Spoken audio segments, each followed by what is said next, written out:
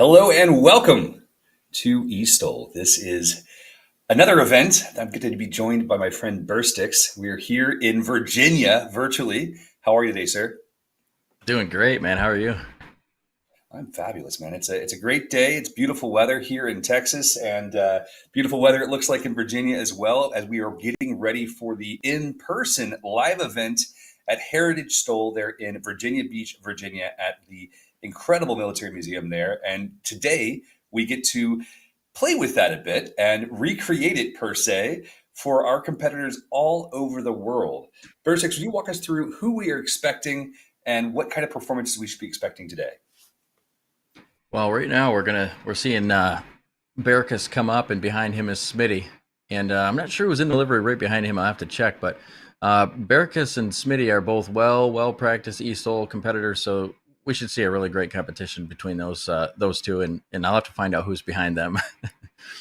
That's awesome. I know that I've been speaking to Tom quite a bit about this, and that the companies behind a lot of these models have been tweaking them and refining them so that we can see real world numbers from each competitor. So we're looking for a much more competitive competition where we see some pretty accurate numbers, particularly from the Zeniths. Are there any other major tweaks or changes since our last event?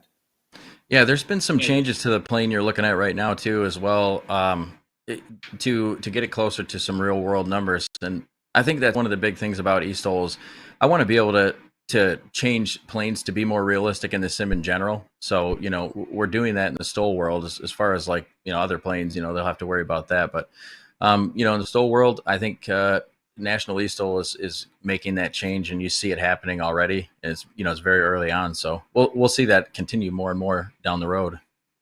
It's awesome to see indeed. Why don't we talk a bit about the weather today in Virginia? Obviously, we're pulling this live sourced.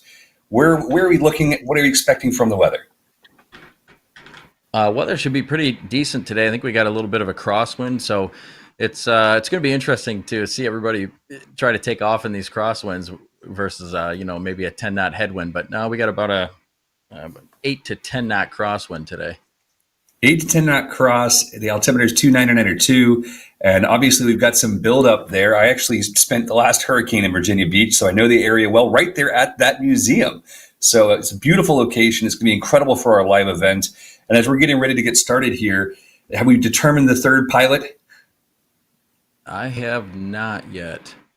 All right, we'll figure that out in just a moment here. And as you can see on the screen there, Heritage eSTOL presented by Hartzell Propeller. We've got Mark Hawkins, Tom Smith, and Keith Charlet coming to us from Plymouth, UK, Pennsylvania, and Louisiana. So from all over the world, 2 in the US, 1 in the UK. This is our touring class. And as you can see, you can find us all over the place: Facebook, YouTube, Twitch, Instagram. We are live, and we'd love to be chatting with you or seeing you in the chat. We know that we've had a lot of interest from our traditional pilots, our real world pilots that are looking into doing some of the sim competitions with us. And I'm excited to see more and more of those guys step up and start to play. I think it would be neat to see, people use this because, maybe people don't know this. So I'll, shortly explain that Microsoft Flight Sim it's the real world, so since we do our events before the real life events, pilots that are competing in it in the real world could use this as, a way to kind of get to know the area a little bit. Cause a lot of those guys fly into your real life events, correct? They do indeed. They absolutely do. And being able to have, a firsthand view of what to expect. It's obviously not perfect, but it's still pretty cool to be able to get a basic expectation set of what the space looks like, what the condition might be, what burble is coming over those big hangars and that beautiful water tower in the background. It definitely has a different feel. And with that big crosswind, we may see some interesting results. And I know that we're setting things up right now. Pilots are all through their briefing and waiting for race control to release them. Who can we thank, by the way, for the incredible art on this display? I'm blown away by this one. I mean, this looks like our real setup. This looks like what we'll have in person in Virginia in just over a month and a half. I guess 2 months. Yeah. Now. So that's so our scenery. We have a in-house scenery creator. Anov does the scenery, and so it's pretty cool. He does it right from the same view that Tom and the rest of National STOL, you guys would do your when you go and set up an event. We use the same exact aerial view, so it's pretty cool. Anov takes that and sets it up just how you guys would, but in a virtual world here. I wish that we could have him come and do it for us in the real world as well, because it's a lot of dadgum work. It's usually my job. That said, I do think that I have a new goal. I never knew I wanted a National STOL R66, but there's something in me that says we need one now. And Yeah. it may not meet the budget in the real world, but what a cool looking machine! Oh, Giving that that livery, aerial view right now. I actually made that livery. So if the R66 livery, I made that. So if you do buy one, I'll paint it for you. There we go. We've got a green flag, ladies and gentlemen. Pilots are getting ready. Our first pilot of the day in the touring class, Mark Hawkins in the beautiful Wilga, Ferrari Wilga. Gotta love that. It's little note there, little nod to the Italians. I'm not sure how that works with a Polish aircraft flown by a Brit, but we'll figure it out. Other airplanes descending behind. Some of the behavior you see in flight sims, if you saw it in real life, you would be pretty petrified, for sure. Waiting now for the final release. We've got the green flag. Pilot now just needs to mash the throttle, and he has. Traditionally, we see these Wilgas taking off in a pretty much a 3-point position. There's not usually a lot of tail raising. They kind of just float off the ground. We'll get a score back here momentarily for that takeoff as Tom Smith takes the line. I don't know if that's Already because on this Wilga has 450 horsepower. I don't know what you would. Do you have any experience with any Wilgas with a higher amount of horsepower? Because I wonder in the real world if that would be something where you would see it take off a little differently. I do. It was called Draco. I was there when it was first publicly shown. Oh, beautiful. In Wisconsin. And I will say, obviously it was a very different airplane. It wasn't a traditional Wilga by the time they got done with it, but really an incredible airframe. And he used the same basic techniques you see here, power up, maintain altitude, let the slats do their job and get them off the ground as quickly as possible. Incredible acceleration here from Keith Charlet. Or Keith Charlotte. I'm not sure which one it is, but we're going to go with Charlet because it sounds fancy. Yeah, it sounds a little fancier. Waiting for our results now. First takeoff, 218 feet by Mark Hawkins. Tom Smith at 197, and 1 foot shorter is Keith Charlet now in the lead in that yellow Wilga flying from Louisiana, United States right now. He's got a 196-foot takeoff. Absolutely sensational. Yeah, it's going to be a little harder for him to take off. You get a really good headwind, just like in the real world. You'll see quite a bit shorter takeoffs from some of these Wilgos out here, but with the crosswind today, it's going to make them harder because they are a heavier bird, so it's going to make it harder for them to get off the ground. And I know that Race Control has a video for us to see a replay from yesterday to get a baseline of what it looks like in the cockpit for our pilots. Bringing it in, dragging it across the line. You can see that full motion control, absolutely awesome simulator showing him what happens when you don't account for the crosswind quite correctly. Really incredible dedication our pilots here have put together. It's really awesome to see. And now I really need some sim equipment to make mine look that cool, because right now I just have a big screen. Burstix, the results built that himself. Oh, did he really? Yeah. He did all of himself. Are on the touring tab of the document that we're live editing right now. So we're watching now live as these pilots come in for their landings. We'll get some landing scores out for you in just a moment. Getting it stopped quickly. In real life, these Wilgas performing in the 350-foot takeoff range, generally speaking, but I don't know what engine they had.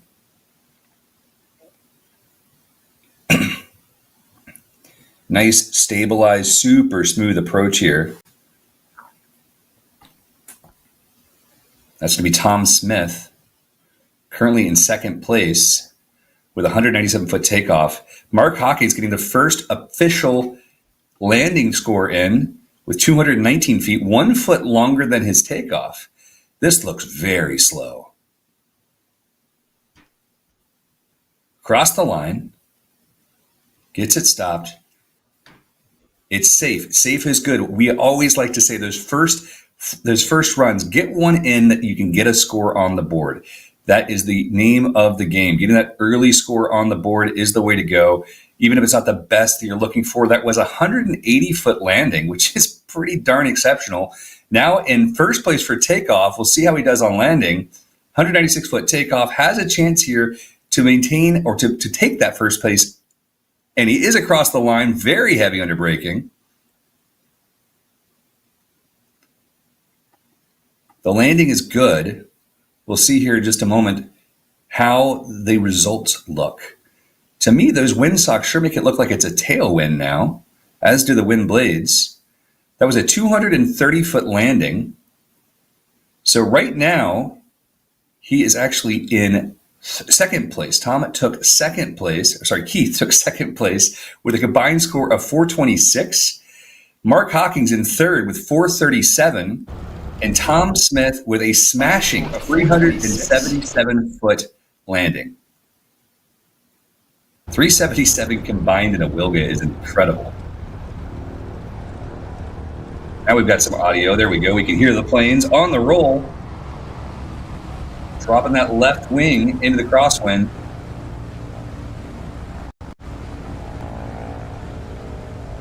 That was a nice takeoff from Barricus there.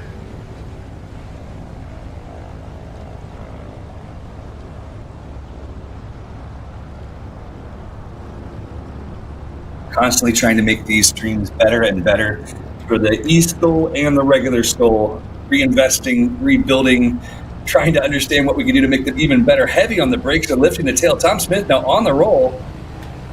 Again, we see that left wing dip immediately on takeoff.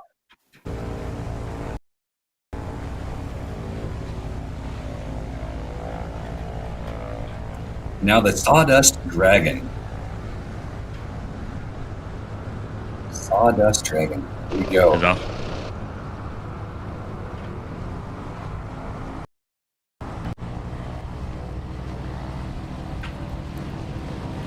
A little more aggressive.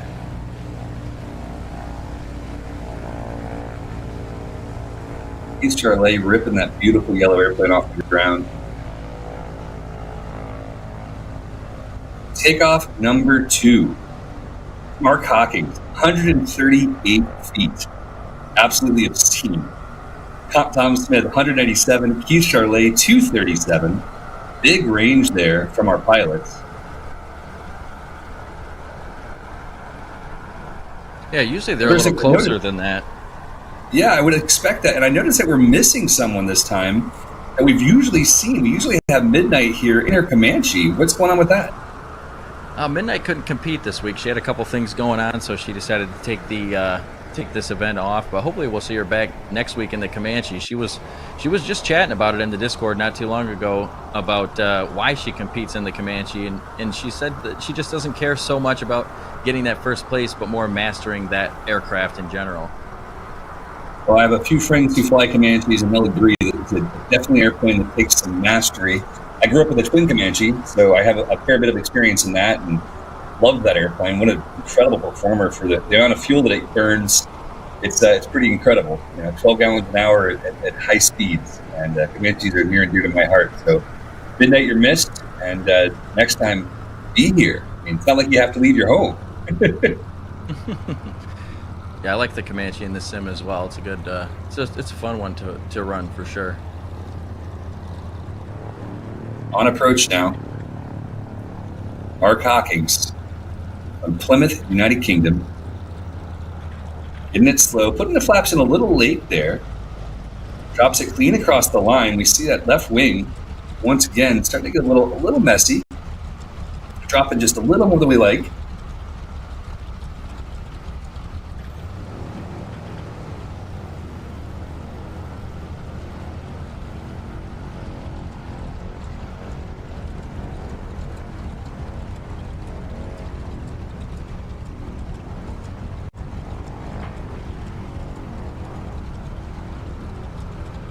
Nice controlled landing from Smitty there. Pretty short. Very short, very short. As long as it wasn't a scratch, which I believe he was past the line. Our modified rules this year have shifted. You can't land on the line. You have to land beyond the line. which we've done just to remove any obfuscation from our pilots, getting it across the line and then setting it down. Ooh, that's Nice something short that we actually haven't talked about that with eSTOL. So the eSTOL pilots will have to start that next event. So this event, they're all under the assumption of landing on the line, but that's something I'll definitely relay over to them, and we'll get that going for the next few events here. Ooh, hyper aggressive, moving toward the crowd. This is why we keep the crowd back at our in-person events. Nice and short landing though for Keith Charlet and the Dragon. 172-foot landing for him, 156 feet for Tom Smith, 216 for Mark Hawkins. New combined scores have shifted things quite a bit. We've got a heck of a race on our hands, ladies and gentlemen. Mark Hawkins, currently in second place with 354 feet, and Tom Smith with 353 feet, speak away with 1 foot shorter for first place. Wow, that's awesome. 1 foot difference. Indeed. Keith Charlet is trailing by about 50 feet, 55 feet right now, 54 feet. Excuse me, 56. Math, Eric. Maths are hard. DJ Gee says, I can never keep my landing straight. Is this gravel? It's not gravel, it's grass. Mark, once again, a nice takeoff there. His previous takeoff of 138 feet will be tough to beat. And now Tom, 197 and 197, 2 back-to-back, exactly the same takeoff distances. His much shorter landing distance has got him the lead right now. Kicking that rudder in, dropping that left wing. We'll be looking here for the results to let you know exactly where they are. It looks like we just got the best takeoff of the day now. Mark dropping his takeoff by 2 feet from the last, 136-foot takeoff compared to Tom's 177. That should be enough to give him the edge since he's only behind by 1 foot as long as he's able to nail this landing. And as we're looking here at the cameras, you can notice now we're starting to see a bit of rain in the area. Those cameras are looking really dark, and that's because we're using that real-world weather. This is what it looks like right now if we were standing in Virginia Beach. One of the coolest things that Microsoft has done, I truly believe, was integrating this weather pattern system to be able to feel like we're doing this for real. We're doing this in real life. We're able to maintain VFR, clearly, just like we do at our real-life events, our in-person events. But we have this incredible control of the weather, being able to see exactly how things are in the real world. And hopefully we have blue skies in April. But for today, we fly what we've got. Huge shout out to it's really cool watching. Expo. Oh, sorry about that. Go ahead. No, I was just saying that huge shout out to FS Expo. We've got an expo coming up in June, and we're glad that they have chosen to hang out with us here. Absolutely. Have you ever been to FS Expo before? I have not, but I've been told that I have to go this year. I haven't been either, and I would love to go. Looks like right now the weather is few and scattered at 2,500 feet, broken at 8,000, overcast 9,500. And as we see here live, our next class is preparing to go as our current pilots are finishing their third round. So we're live on board right now with the pilots lining up, preparing for their turn at the races as this touring class brings it to a close. And we have a very significant opportunity for an upset between our pilots.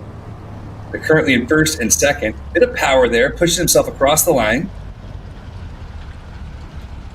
Excellent control.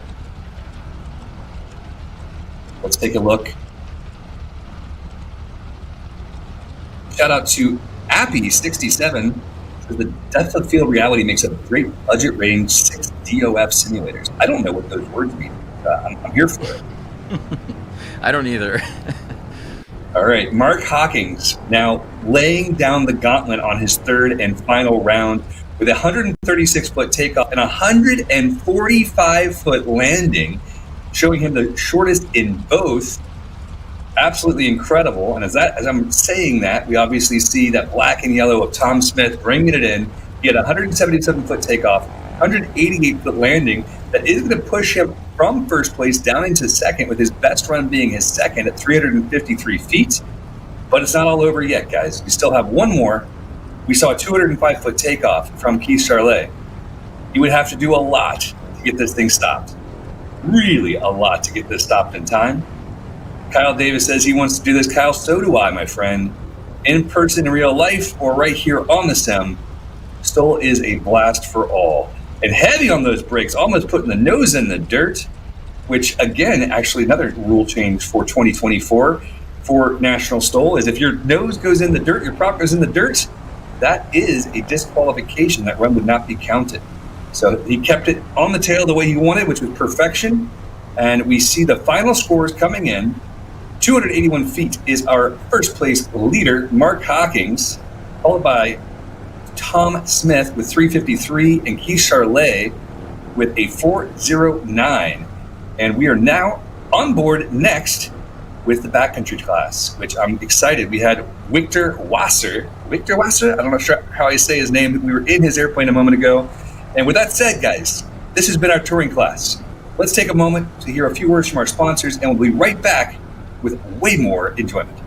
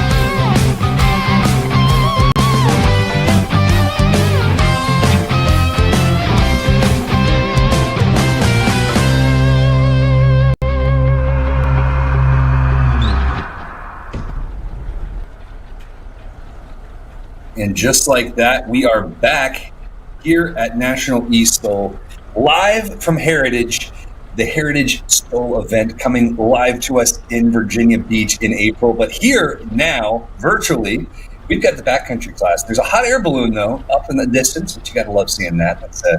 That's a choice. If you're flying a hot air balloon in a simulator, that is a cool choice, I have to say. But verse 6, it's the backcountry class. You want to walk us through who is in this class, what they're flying, and what we should expect? So we got coming up, Frankie Poops is in the 170B, and then we have Red Baron also in the 170B, and then we have Press Play Music in a C-152. We know from experience that the 170B is an airplane that is incredibly difficult to counter. It is a resilient backcountry flyer. It is a heck of a competitor.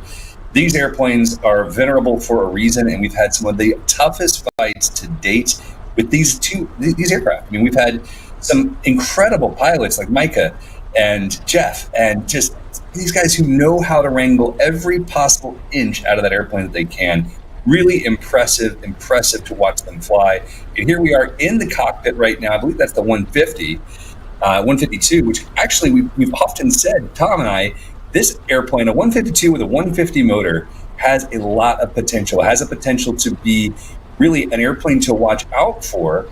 But that said, the flag is green. Race control has authorized these guys to get up in the air, and we're going to see some impressive work here. What's really cool to watch is how they use the energy of the airplane, really using physics to their advantage, slamming the flaps down, big old flaps, getting away from the crowd line, maintaining control. Again, watching that left wing dip just a bit.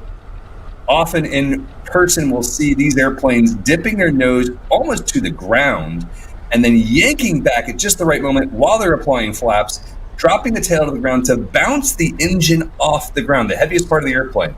Seems odd.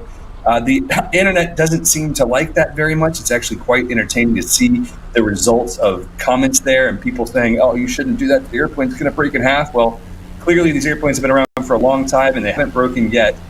Limping off the ground there, Byron Bowman, pretty aggressive.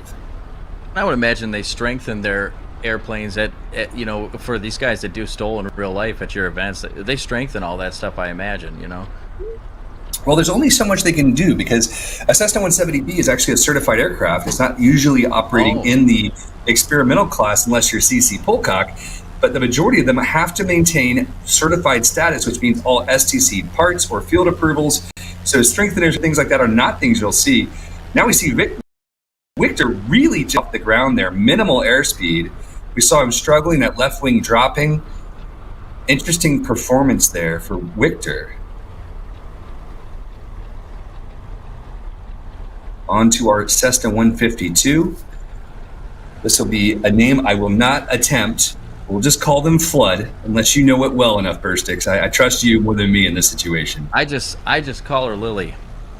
Lily Yoshimi. Okay, I can dig it. Lily works. All right, Lily's on. We're seeing that tricycle configuration for the first time. Elevators up and plenty of energy to spare there. We saw her basically just leaping into the sky. Jumping into our class here. Let's see if I can find. Here we are. Our current leader is on approach. He's Frankie Poops from New York, United States, with a 187-foot takeoff. Behind him in third is Byron Bowman, 264. Victor in second place with 243, and then Lily with a 339.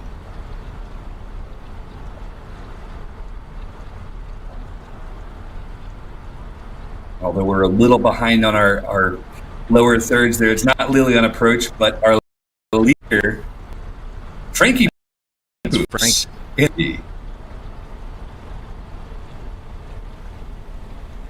Well across the line, touching down probably 150 feet beyond the line there. Not maintaining the best directional control. They did get it stopped. Looks like around the 350-foot mark. Is not going to be happy with that approach for sure. No, at least there's some numbers on the board, but I've seen Frankie do quite a bit better than that, so maybe just a fluke on his end today, but we'll see better out of him, I'm sure. I surely hope so. With the potential he has, looks like we're calling that one a scratch for his landing. No, excuse me. That one is a disqualification. But it was a 340-foot landing. Race control will have to let us know what the disqualification is for. Byron Bowman now, staying behind the power curve, getting on the ground just past the line. Nice landing for Byron Bowman. Absolutely. Very different approach style, too. You saw that. A lot of the pilots of the 170s like that behind the power curve, just eking it across, using the throttle. It almost sounds like they're tap dancing with if the throttle was on their foot. They're just rop, rop, rop, rop, rop, all the way through, and maintaining just enough power to get across the line and then impact as much energy as they can into their landing gear. That's cool. I'd love. I got to get to a real life competition so I can hear that. I never even considered that sound that you just made. That would be cool to hear that in real life. It's really wild to hear when you have someone like Steve Henry and his 450 horsepower motor, the turbo spooling and kicking back at him. It's absolutely awesome.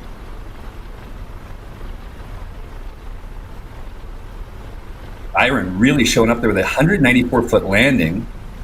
Victor Wasser getting her stopped as well. The 139 feet.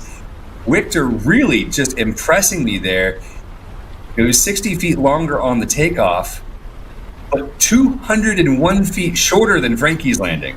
So there's definitely something there that is helping out quite a bit. Lily now. Ooh, very interesting approach. You saw she just basically allowed it to glide down. No additional power added. Different strokes for different folks. We have different challenges and different things that we can do to make this work. Latest totals coming in. Let's take a look. So our friend Frankie Boots did not qualify for that first run, which does change things up. If you want to read where we are, feel free, my friend. Yeah, it looks like we got Victor Vassar in first place with 243 total. And Byron Bowman in second with 264, and Lily coming in at the very end in at 152 with 339. So total score is now 382, 458, and 789. We had a great question from the chat asking how this is being switched.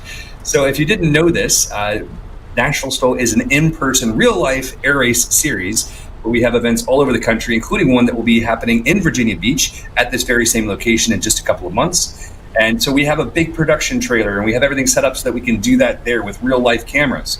Here, we have a group of incredible volunteers who are all logged into Microsoft Flight Simulator together. And from that, we're able to take the camera angles and switch them back and forth, as you're seeing right there live. And it's just different perspectives. So it's certainly a challenge. And I have to say a huge shout out to my partner, Tom, and to Burstix and the entire community of Flight Sim folks who just love this. They love sharing this stuff, and they wanted to bring eSTOL to life. So they did, and they have put in tireless effort, tons and tons of hours to create these incredible scenery packages and to highlight the type of flying you're seeing right here. And right there, we saw some very aggressive flying right at the edge of a stall. The airplane actually fell back down and then back to the sky again. So certainly a challenge there, challenging circumstances. We've got the big tall trees, we've got crosswinds, and the pilots are having to work quite hard.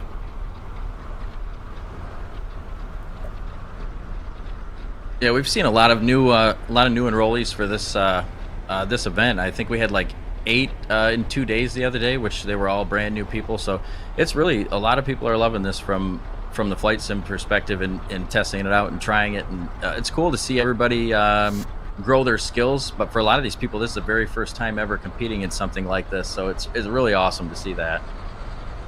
Well, and this is just a great way, if you are a general aviation pilot already and you have an interest in getting into National STOL events and joining us on our series, we have the rookie class, and that's a great way to get involved.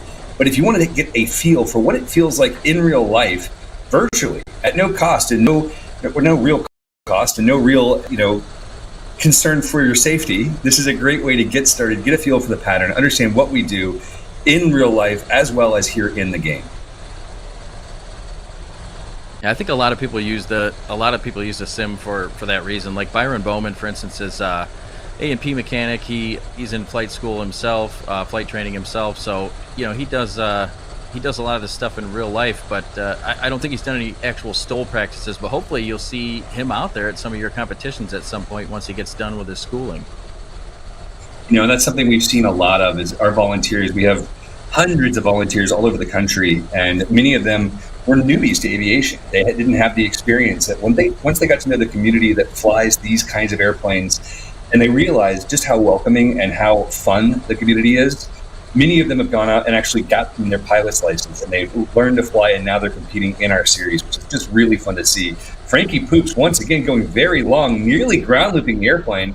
That left wingtip was very low. I wonder what his consideration is right now, if he's really just struggling with condition. What's the vibe? What's holding him back? I'm not sure, actually. I've been trying to figure that out. Maybe he's having some trouble with his flight sim controls or something like that.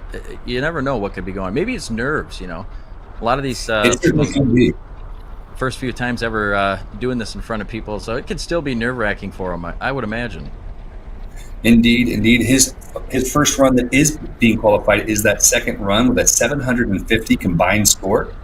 So a 513-foot landing, quite a bit longer than he'd be hoping for, certainly. But he was able to maintain directional control and was not disqualified this time. Still waiting for race control to let us know the DQ reasoning. I'm sure we'll get that down to us shortly. And as we watch and wait, we've got Byron now safely on the ground, 458 for his first run, which sets him, let's see here.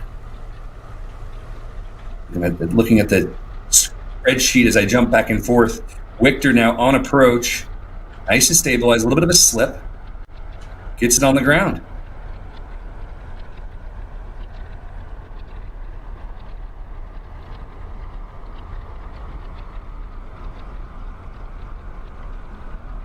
looks like a disqualification. Looks like he must have scratched, but that was a very short landing, 180 feet.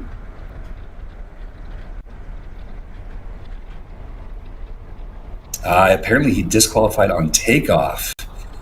Great landing, but he disqualified on takeoff because of the lack of control we saw there on that very aggressive, slow speed takeoff, and then immediately kind of ballooned it in. Looks like we're going to have a go around for Lily. Frankie was also disqualified because of it being outside of the runway boundaries. Safety is paramount, whether it's something that we're simulating or something we do in real life. We want to make sure that our pilots are as safe as possible. And that's why the rules we have in place exist. They are there just for pilot safety and for spectator safety. Yeah, I think it'll make everybody better in the end. And we try to do that with National eSTOL. We try to keep everything exactly the same way it would be done in real life as closely as possible. And so I think it's pretty amazing what we're able to do with Microsoft Flight Sim 2020. And I hope that when the new sim comes out, 2024, I hope that we can bring that even closer. But it's pretty amazing what we're able to do to keep this as close to real life as possible. So hopefully 2024 will bring us some new tools to use, and we'll keep on growing this to be as close as possible to the real life event, because it's important for us to make sure safety and all that kind of stuff is followed. It absolutely is, and it's something that I've been thinking a lot about as we're looking toward 2024's new flight simulator. And we look at the differences between this and its predecessor and just how far they were able to come in those years. Looking forward to the next year, I'm really excited to see what is possible. And I think, man, what if they integrated the Unreal Engine or something like that? There'd be so many new elements for the physics just to improve. Veritas saying he'll be at FSM Expo signing autographs. We might be first in line. Oh no, Lily's on her nose. Ladies and gentlemen, again, this is a simulator. Everyone is fine. But it is her first event, so she's just getting into this, very new, and that's why she's starting in the simulator instead of in the real world. She lost control there. Airplane went on its nose. I would love to have been able to see the control inputs as that was happening live. I think the request I'm going to have for all of our pilots is to set up a camera in their office, in their sim space, so that we can have additional angles of pilots with VR goggles on and trying to fly and rest all their airplanes across the ground.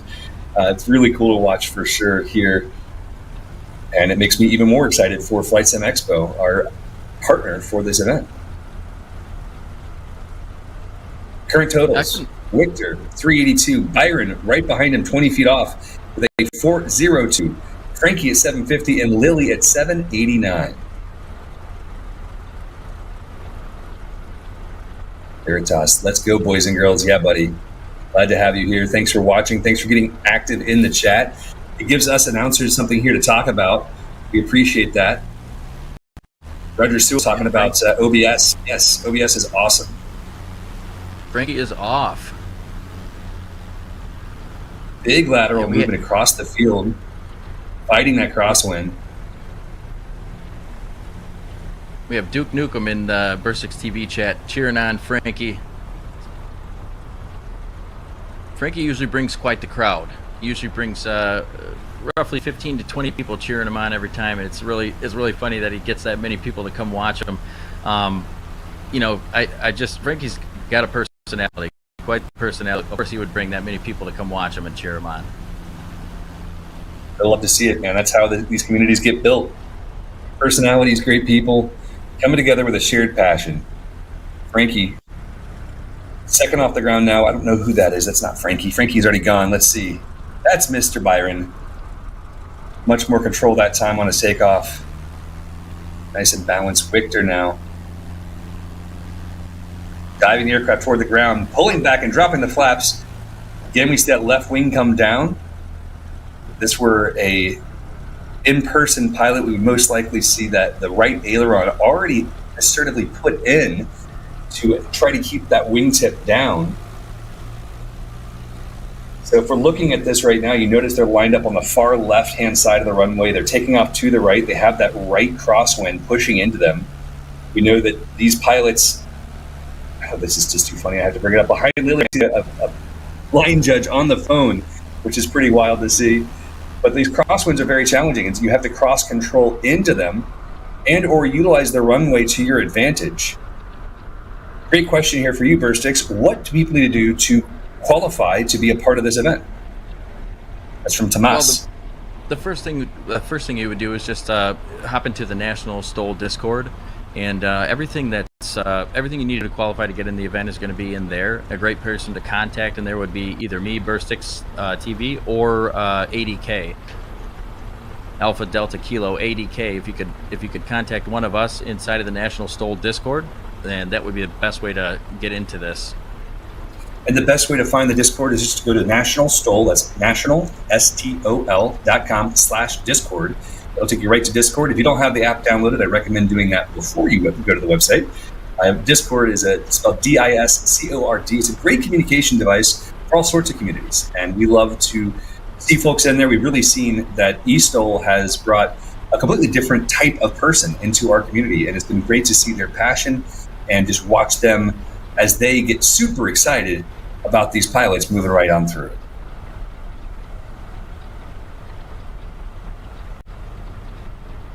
I believe that was number 36, which is going to be Frankie Poops, making a very established landing, much smoother than we've seen from him so far.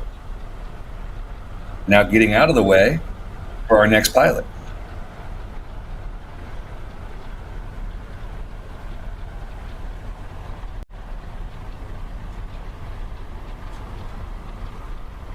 Victor is currently the man to beat, the 382. Byron behind him 20 feet. And Frankie trailing 150 feet behind that, but has shortened up his distance by 100. Ooh, that looked like a scratch to me. We'll have to go back to race control. You may have went outside of the bounds. Victor is actually a glider pilot in real life too. I'm happy that real life pilots like doing this as much as we do. You know, I've only been in the sim for about a year now, but I absolutely love it. It's a lot of fun. I've flown a little bit in real life, but I don't have any licenses or anything like that. So this is the way that I enjoy it. Absolutely. Right here, way behind the power curve, we're seeing some really good control. Ooh, and drops the wing. That is the danger. And if you're right there hovering at the edge of the stall, utilizing that throttle, the simple fact of the matter is you're riding a line, and that line can be dangerous. And as we saw right there, thankfully, once again, this is a sim, and we are going to see pilots pushing the boundaries further than they might in real life. They'll have that safety bubble that's quite as required in real life. But to go back to what you were saying about being a pilot and enjoying this as Victor is, I will say that was my experience. I started learning to fly when I was 13 years old, soloed at 16, and in between 13 and 16, probably logged 2,000 hours of Microsoft Flight Simulator. It was not nearly as pretty as this one, but I learned so much. And I actually learned, ooh, another scratch for Lily. I actually learned more, I think, than most because I didn't have a joystick. I had to use a mouse and keyboard. And that mouse and keyboard was really challenging because you had to think about every input up and down on that keyboard. And it really gave me a much better understanding and establishing of what it looks like and feels like it's pulling straight back. Right? There's give and take constantly. And that has it, guys. Backcountry class presented by Ladd Gardner Aviation Insurance. That's aviation protected. Our first place with 382 feet, Victor Vasser.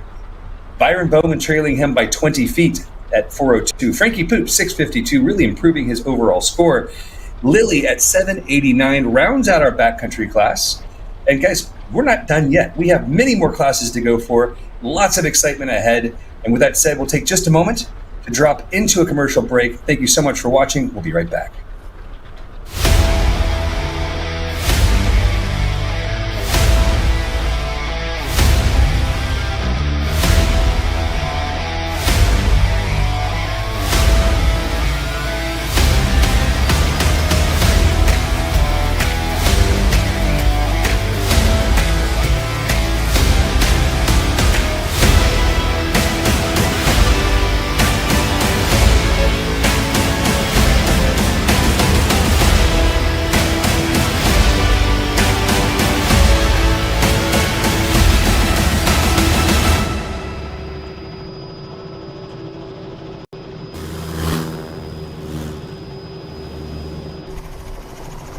When it's time to recover and paint your fabric-covered aircraft, Look no further than Airtech Coatings. Since 1982, our FAA-approved system provides you with a shiny, durable, easy-to-apply product. The Airtech system has fewer steps than any other product on the market today, saving you both time and money. While using cutting-edge technology, we offer a wide range of products. Whether it's for work, play, antique, or aerobatic, we have you covered. Remember, we make paint fly. And we're back, ladies and gentlemen, from the National STOL R66, which is now my dream. We've got a class set up for you guys that will be like none other. And if this R66 competes, it is cheating. I will say that right now outright. But this is the unlimited class. This is where we run what you run. This is the craziest. This is the funnest. This is the wildest. This is where the pilots really just get to go all out. We've got Cat Blue Flame in her number 69 Zenith 701, a recently retooled 701 that now has extremely accurate numbers. And then at number 22, Norcally J in his Savage Carbon Cub. 33, Zach Lobert in his Monster NX Cub. Joey Wilkies in his Kitfox Series 5, very similar to my Kitfox Model 4 I have in real life. Luke Carrier also in the Zenith 701, and Jeff Garfield in a Zlin Ravel.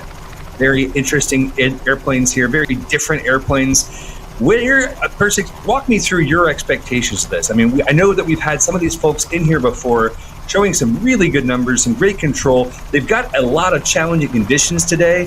What do you think we're going to see as far as our podium? Yeah, so I think as far as all the practices have went, you know, we've been doing this since June of last year, but not everybody's been here. I know Norcally has a really good understanding of in the sim. Cat's at a lot of our practices. Norcally's been at a lot of the practices. A couple of the other ones I'm not so familiar with. So you know, we always have practices, guys. Get out to these practices and do it together. It's a lot of fun. But I understand some people are in different time zones, etc. So, but I think that Cat and Norcally are the ones to watch. But that's not to say the other ones aren't going to do good. I haven't seen them out of the practices, or I'm just not recognizing their name compared to their sim name, because a lot of the sim names are a little different, and that's what I see on a regular basis. Indeed. So I'm right now to see what number this. Who is this right there on the line as we speak? This is Norcally J. Norcally, all right. Gonna shuffle our spreadsheets a little bit. The thing that people don't realize is the amount of spreadsheets that are involved in racing. It's actually quite hilarious. And Verstix and I were talking offline during the break there, and he said, you know, just trying to read this spreadsheet and announce. There's so much complexity. There's so many things going on, so much happening, and it certainly is a challenge. But we're trying to keep up for you guys as the announcers. Verstix has been crushing it through all and just making sure that this event takes place. So Verstix, thank you so much. We're missing a couple of planes, so we're holding right here. Race control will let them out as quickly as we get everyone lined up safely right where we want them to be. It looks like we're going to have one heck of an unlimited race here on our hands. That Savage Cub just looks freaking cool, man. It really does. Great job on the livery. Yeah, it's a really fun plane. When you're flying Verstix, what is your go-to? What do you like to fly in the STOL comps? When I usually practice with everybody, but I'm a little more laid back, doing other things at the same time. But I like to fly the Wilga. That's probably one of my favorite planes to fly. I love the sound of the radial, so that's where the sound really gets me on that plane. Oh, absolutely. The sound of a radial is something special indeed. And, you know, when you start to experience the noise that they make as their prop tips breaks the sound barrier right next to you taking off. I know you're coming to at least one of our National STOL events this year, and you get to experience that in person for the first time, your mind's going to be blown. It's just the coolest. I'm so excited for a real life event. The sim is beautiful. And I love it, and I'll you know, always be a part of the sim for sure. But man, the real life events, I probably will get addicted to those and have to start coming to every one. That has happened to a lot of us. That happened to me. I was a volunteer. I showed up at an event to announce. Fast forward to a year and a half later, I bought the series, bought part of the series, and get to be a part of this now. And I'm so daggum grateful for it. And now that we have eSTOL, it's a whole new world. Dustin Horvath saying he loves Frank. Glad to have you here, Dustin. Thank you for stepping in. And off to the races we go with a little runway incursion or decursion. I think that they're resetting potentially due to missing one of our pilots. But that pilot will be here soon, certainly. Waiting on race control now. Looks like we are missing Cat. And that was a disqualification because he was not released and he failed to maintain control. Green flag now. They're off and away. The NX Cub just climbing like a rocket. We haven't seen one of these hit our circuit yet with the Tri-Gear Carbon Cub. Very much excited to see that happen. I've been really impressed with the performance numbers that they've been able to pull off. Next up, oh, this is a beauty. I actually looked at painting my Kit Fox very similarly to this, to honor my grandfather who flew the P-51 in World War II. And it's one of my favorite airplanes of all time. I thought, why not go silver and make it look all military awesome? And ended up all white instead. But that's all right. It's part of the journey. It'll get some graphics eventually. Those beautiful Air Street tires on this Kit Fox Model 5. This is Joey Wilkes. Joey has been flying these for quite some time as well, was my understanding. Diving the aircraft down, dropping those flaperons. I actually didn't see the flaperons move. I expected them, so I started saying it, but it didn't see them move. Interesting technique for Joey. That's really cool. Your grandfather flew the P-51. I'm a huge World War II fan or buff. You know, I watch a lot of pretty much any content I can find about World War II, and I love the P-51 as well. Have you ever considered getting one of those scale model P-51s with the, I think it's got like a 915 or something in it? It does. I actually have. It's funny. Right now, my Vans RV6 is living with Trevor Aldridge, who's goes by Dozen. He's one of our pilots here in the series, and he's a former Thunderbird pilot. And he's the one doing a lot of the flying in that scale wings. And I got to say, every time I see him fly it, I fall a little more in love with it. It's just the price tag that makes it hard to justify when my RV does just about everything it does, at about the same fuel burn for a fraction of the price. So it's a tough one for me to justify, but I do love the way it looks for sure. Yeah, it's pretty cool. I don't know if I could get over the sound difference personally, but I think for a lot of people, that's a great aircraft to aspire to have someday. But yeah, the price tag on it could be one of the things that you got to save up for, you know? Oh, for sure. And something we've talked to a couple of the pilots of that airplane, they said that, you know, it's an amazing aircraft with the power it has, but if it had 100 horsepower more, it'd be even better. So I think that there's more things coming down the path with that will make that airplane even more exceptional. But right there, we saw a great landing for your boy. He did have a DQ on takeoff, so that will not count. That was NorCali J. So because he lost control on takeoff, that will not count for his run. But right behind him, we've got this monster NX Cub flown by Zach across the line. Big bounce, heavy under braking there. The physics and the way that looks versus reality is hard for my brain to comprehend sometimes. But there's little bounces, but it's still decelerating. You know, it's hard to see. I hope that the next sim helps us kind of smooth those things out and look even more like reality.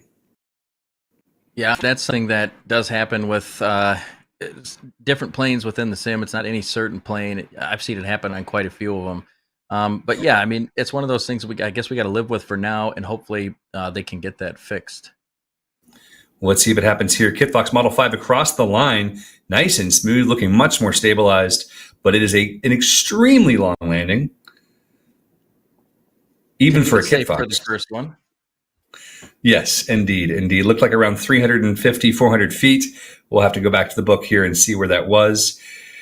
Zach, really impressive. Combined score of 205. Joey Wilkes was a 408-foot landing, putting him at 517. Luke Carrier, currently our leader, a 77-foot takeoff. If he can get this across the line and get it slowed up, it looks like he's got a lot of speed.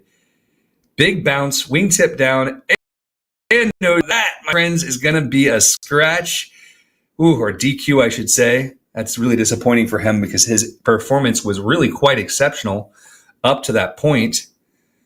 That would be Luke Carrier with a little too much aggression. One of our pilots, Sheldon Hetherington, has a Zenith much like that one, and he's been out practicing. He said in 15 knots of wind, he's getting takeoffs that are sub 50 feet and landings that are sub 50 feet as well. Very excited to see how that comes together for him in this new season. Our next event, our first event of the year, it's taking place 1 month from today in Louisiana, and super excited to hopefully meet many of you guys at Jennings, Louisiana for Swamp STOL. It's an incredible event with lots of opportunities to do flyouts and beaches to land on and all kinds of fun. Swamp STOL is where I fell in love with National STOL and realized this had to be part of my life forever. It is a great first-time event. If you live within 10 hours of Swamp STOL and you're not driving to it, you should. It is worth it. On the roll. Much more controlled that time. Just what we want to see. Really fighting the crosswinds there. You can see the burble coming over those hangars. And that's an interesting effect of the dust getting blown by the propeller from 150 feet. I don't think that's quite realistic, but pretty cool to see. Yeah, it looks cool. At least it looks cool for sure. So Midnight was mentioning that that bouncing. So it only happens in multiplayer. And I guess that makes sense. I've never seen myself bounce like that. So it is unfortunate that bouncing, the pilot is not actually bouncing on their screen. So I just wanted to mention that so people understand that the pilot's not bouncing around like that. It's just what we see, unfortunately. Gotcha. Well, hopefully it's something they can address in the next one. Because right now, that image on screen that we're looking at right now is just marvelous. You've got the sun backing the clouds, and it looks like magic right there. And that is the magic of Microsoft Flight Simulator, and that's what we need more of, is more magic down low, please. Nice takeoff here for our Kit Fox Model 5. And I think that's what they're if anybody's seen any of the trailers and things like that for 2024, I think they're really working hard on getting that part of it taken care of. Just did an update to the horizon in the sky. I tell you what, when you get about just before the sun sets, it looks completely different than it did even a few months ago in the sim, and it is absolutely gorgeous. Incredible takeoff here for Luke Carrier. Again, he may be the man to beat if he can keep the airplane off its nose. Great comment here from someone in the chat about the RV6 and the F-16. I do call it my poor man's F-16, and I can load more into it, which is great. But I can't afford the fuel burn on F-16. I can afford the 5.5 gallons an hour on the RV, which is pretty great. Yeah, that's pretty good. Yeah, F-16 would be quite a bit more than that. Zach Lobert. Go Zach Lobert from Kimmy Canoe. Welcome, Kimmy. Glad you're here. Great to have the social aspect popping off here. Got good folks in the chat. I always like to see everybody cheering in the Twitch and the YouTube. It's really, really enjoyable to see that. Come on, Callie. All right. As these folks are making it around the pattern again, we've seen some impressive numbers and some good piloting. We know that right now, NorCali is coming in from a scratched first round, 78-foot takeoff. He needs to keep this landing very short in order to be competitive with that 701. It is across the line, heavy on those brakes. Oh, and onto the nose. Oh, no. Oh, that will be a DQ, at least according to National STOL rules. Whether or not those have been picked up by eSTOL, I don't know yet. I think we give one mulligan at this point, but that's we're moving that toward just to get everybody used to it. We're going to follow the same exact rules as you guys do, but I think right now everybody gets one. So if he's had one before, that would most likely end up being a DQ. But I think the rounds, if he had any scoring rounds before that, they would still count. Well, that was an impressive score. It was a 140-foot landing. We have a 119-foot landing out of Zach Lobert. Zach really flying the heck out of that Monster Cub, the NX Cub, and Joey Wilkes right behind him in the Kit Fox Model 5. Really just letting it glide. This is the kind of thing that we see sometimes from pilots in real life as well as the sim. They just don't have the confidence to get behind the power curve. And when you're allowing the airplane to glide in naturally without any other inputs, without riding that power curve, you're always going to go further than you want. And additional to that, you're also not going to get the airplane stopped as quickly once you touch the ground because you're not transferring the inertia into the ground, into the gear. Here we see a lot more conservative approach from our 701. Get a 55-foot takeoff, which right now NorCali has 2 DQs. So our current leader, let's take a look here.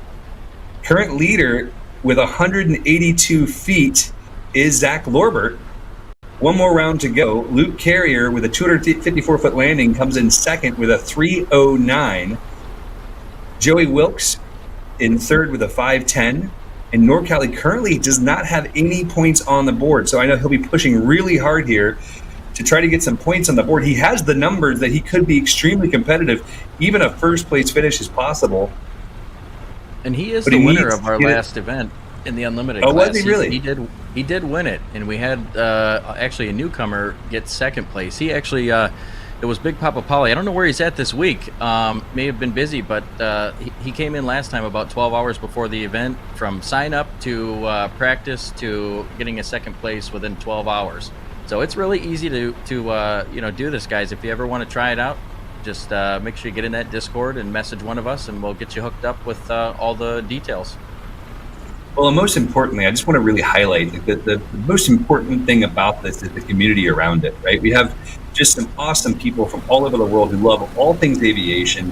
They're out here competing, working to become better STEM pilots. And for many of them, that will also, integrate into the real life piloting, because these are all areas that we can increase our skills. And it's great to see these pilots out here learning the airplane, learning the environments, and just having a ball. Nice takeoff there, just what we needed from NorCali. See if we can keep it off its nose for the landing. And this NX Cub has some insane acceleration. There we go. Holy cow. I think he found the nitrous. Yeah, there is actually nitrous in that plane. I think he found it because we have a 77-foot takeoff, 4 feet shorter than NorCal's 81-foot takeoff, considerably longer than Luke's 55-foot takeoff last round in the Zenith. NorCali's choice of the Savage Carbon over the gravel is something new that I don't know if anybody's competed in that yet. Most of the time we see people using the gravel in this competition because it does have nitrous, but NorCali performs so well in the carbon, I don't think he wants to change anything up. And I was actually talking with him the other day, and he said he has never flown the gravel, or if he had, maybe he's only flown it once, but remember, he's flown the gravel. And so he keeps in the carbon, and now the carbon doesn't have any nitrous. So I wonder how he would do flying the gravel one time. It'd be really interesting to see that with the nitrous out of NorCal. Luke absolutely ripping the airplane off the ground right at the edge of a stall, utilizing all those slats. That would be a disqualification in a national STOL race, but this is national eSTOL, so it's not quite as dangerous for the crowd or the pilot. That is one thing that those Zeniths do well. They do that showy takeoff, but they're riding a line, a very, very, very fine line. And if we look right now at the windsock, it is ripping out there. Got some crazy wind happening that was really able to help that pull him off the ground. We've got some crazy numbers. Wow, what an improvement. Luke Carrier, 39-foot takeoff. Following him, Zach Lobert with a 77, NorCali with an 81, and Joey Wilkes in the kit box with a 108. Improvements for all of our pilots. Actually, quite exceptional improvements for all of our pilots, but a 39-foot takeoff is tough to beat. Those Zeniths have proven themselves to be quite challenging. That's one of the things we worked on. That's one of the things we worked with SWS on is getting the Zenith to be more correct towards how it acts in real life. So we actually used some numbers from National STOL to help that out.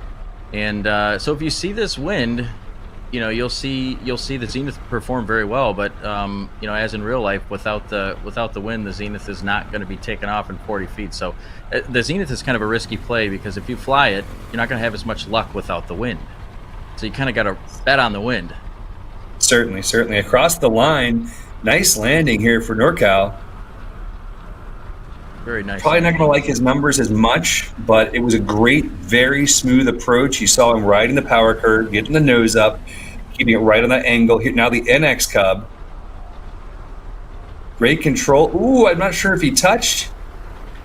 I have to go back to race control on that one. I couldn't tell if he touched or not before the line, but if he didn't touch, fantastic performance here in the NX Cup. Now, the sponsor of this class is SWS. So a lot of people know SWS from their Kodiak, which is one of the best planes in the sim for turboprops. It's just as far as ratings go, but people seem to love it. And they also have out their new PC-12. So if anybody hasn't tried it yet, the PC-12 is a great aircraft too, and I've been flying it probably just as much as any other turboprop. I love turboprops lately. I don't know what's been getting into me, but turboprops and twin engines are my thing right now. I tell you what, I love the PC-12 as well. That's my dream airplane. The airplane I'd love for us to load up all of our National STOL gear in and use as a camera booth. It would just be incredible. All right, guys, bringing it in now for our final landing in the Unlimited Series and our final landing in Heritage eSTOL. The Zenith. Much more controlled approach this time. Very short. This is going to be a smoking landing. Fantastic performance here. Be tough to beat indeed with a 39-foot takeoff. Let's take a look at our results. 101-foot landing for a combined score of 140. Absolutely insane qualification there. Great work. Looks like we have these mixed up just a bit right now. Unless there's a DQ. I don't see a DQ on run 3, so that graphic will be updated in just a moment. And as we're getting into this, I'll go ahead and read you guys the scores. 140 feet for Luke Carrier is our leader in the Unlimited. Following him, Zach Lobert with 180. NorCal J really tightening things up with a 226. Joey Wilkes with a 395. And as we have done every time, guys, we just want to say a huge thank you to all of our pilots who invest their time to become better pilots and to compete. To our sponsors like FS Expo and all of the sponsors of National STOL who have done so much. We showed a commercial earlier for Legend Aircraft, which is coming up. They'll be hosting our national finals in November once again. So super excited about Legend Cubs and all the great folks at all these different companies who help make this possible. So please check out the Flight Sim Association. The graphic was there on the screen. And Burstix, I'd love to have you talk a little bit about the ESD. Oh, Emerald Scenery Design is so he's kind of a one-man band, and so he doesn't have any affiliation with any of the bigger scenery companies or anything like that. But he makes some of the best bush strips I've ever seen, and I have every single one.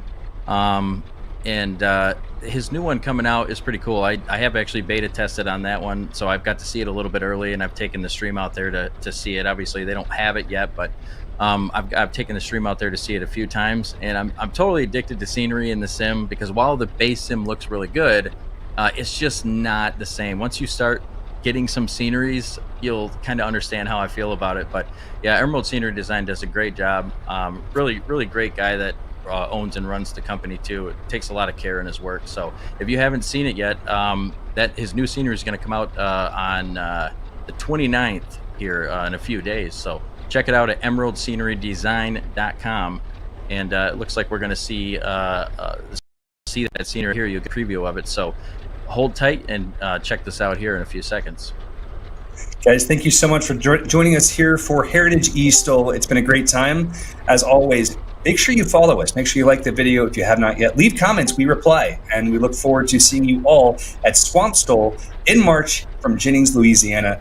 To everyone, have a wonderful day, and we'll see you very soon. See you guys later.